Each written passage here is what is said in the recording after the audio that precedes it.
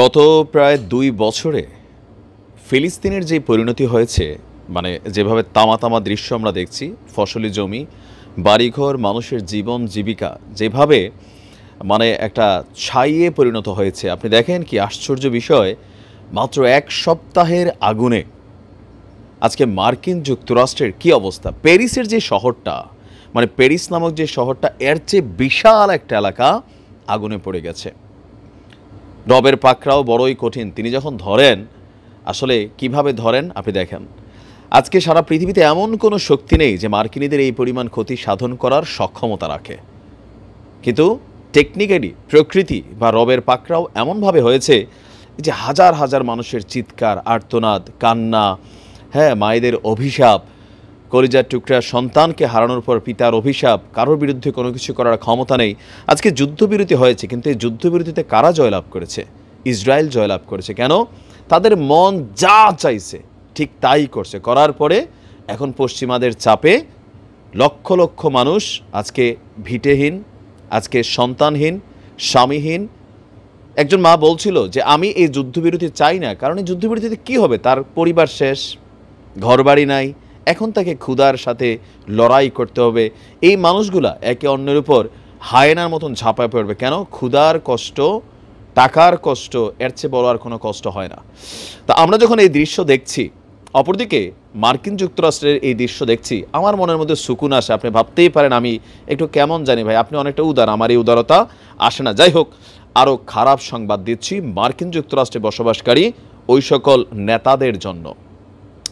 যুক্তরাষ্ট্রের লস অ্যাঞ্জেলসে ভয়াবহ দাবানলে লক্ষ লক্ষ মানুষের জীবন হুমকির মধ্যে পড়েছে। এখানেই শেষ না, ব্যর্থ হয়েছে সকল প্রযুক্তি, সারা পৃথিবী জুড়ে তাদেরকে সহযোগিতা করছে। এরই মধ্যে এই অঞ্চলটিতে আগুন ছড়ানোর নতুন আরেকটা রূপ সামনে আসতে যাচ্ছে। তো সেই রূপটা কি? আবহাওয়া বিশেষজ্ঞরা বলছেন বর্তমান পরিস্থিতিতে দাবানল দুর্গত এলাকাগুলো আগুনের টর্নেডো, বুঝছেন তো, শাও করে মশলা দিয়ে তুল্লা নিয়ে কই যে ফালায়, সেইখানে আবার আগুনের টর্নেডো আপনার সংগঠিত হবার সম্ভাবনা রয়েছে। এটি একটি বিরল বিষয় এবং এমন এক বিপজ্জনক অবস্থা যে দাবানল নিজস্ব আবহাওয়া তৈরি করে থাকে, মানে নিজে নিজেই একটা আবহাওয়া তৈরি করা, সেখান থেকে টর্নেডোর সূত্রপাত হতে পারে। মার্কিন জাতীয় আবহাওয়া দপ্তর তারা সতর্ক করে বলছে দাবানল ছড়িয়ে পড়া এলাকায় বাতাসের তীব্রতা অনেক, পাশাপাশি পরিবেশ খুবই শুষ্ক। এই দুইয়ে মিলে এক বিশেষ বিপজ্জনক পরিস্থিতি তৈরি হতে যাচ্ছে এবং কি অলরেডি হয়েও আছে। এই পরিস্থিতিতে বড় আকারের নতুন দাবানলও দেখা দিতে পারে, আগুন নতুন আকারে বিস্ফোরিত হতে পারে। আর আবহাওয়াবিদরা বলছেন বর্তমান চরম ভাবাপন্ন আবহাওয়ায় শক্তিশালী টর্নেডো সৃষ্টির আশঙ্কা ৮০%। ক্যালিফোর্নিয়ার দমকল কর্মীরাও আগুনের টর্নেডোর মুখোমুখি হতে পারে। এ পর্যন্ত মার্কিন আবহাওয়া পূর্বাভাসে যেটা বলা হয়েছে যে চরম পরিস্থিতি বিবেচনায় এটা অসম্ভব কোনো কিছু না। ক্যালিফোর্নিয়ার দাবানল নিয়ে আপনার যে গবেষণাগাররা আছেন বা গবেষকরা আছেন, তারা একটি ছোট আকারের সংস্করণ তৈরি করার জন্য কাজ করছেন। বলা হচ্ছে যে আপনার অশান্ত ধোঁয়াসহ দাবানল একটি মেঘমালা তৈরি করতে পারে। এটি বজ্রপাতের মতন আগুন, ছাই বা ধোঁয়ার ঘূর্ণি তৈরি করতে পারে। খুব শক্তিশালী বায়ু শিখার এবং খুব গরম নিম্নচাপ সিস্টেমের কারণে এটি ঘূর্ণন সৃষ্টি হবে। তো কি হবে যদি এমন হয়? অধ্যাপকরা বলছেন আগুনের টর্নেডো বাতাস শুষে নিয়ে দাবানলকে শক্তিশালী করবে, টর্নেডো ট্র্যাক বা গতিপথ করবে। এটি যেদিকে যায় না কেন অন্যান্য টর্নেডোর মতন বিধ্বংসী। এর আগে ২০১৮ সালে আপনার সম্ভবত এরকম একটা ঘটনা ঘটেছিল। আর এটার সাইজ কেমন ছিল? ৩টি ফুটবল মাঠের আকারের সমান একটি আগুনের টর্নেডো সৃষ্টি হয়েছিল। ভাবা যায় 3টা ফুটবল মাঠ একসাথে হইয়া এরকম গুত্তা খাইলে যা হবে, এটার মাঝখান থেকে সব কিছু দোমরায়া মোচরায়া শেষ করে দিবে। আমি চাই এরকম একটা আসলে হওয়া দরকার। কেন দরকার? ভাবতে পারেন আমি কেমন মেন্টালিটির মানুষ ভাই, আমি এরকমই হালকা। আমি বরাবরই বলি, আমি ফিলিস্তিনের ইস্যুতে যতগুলো ভিডিও করছি, আমি যতগুলো ফুটেজ দেখছি, আপনাদেরকে 1% ফুটেজ দেখাইতে পারি না, কারণ ফেসবুক, ইউটিউব এগুলো দেখাইতে দেয় না।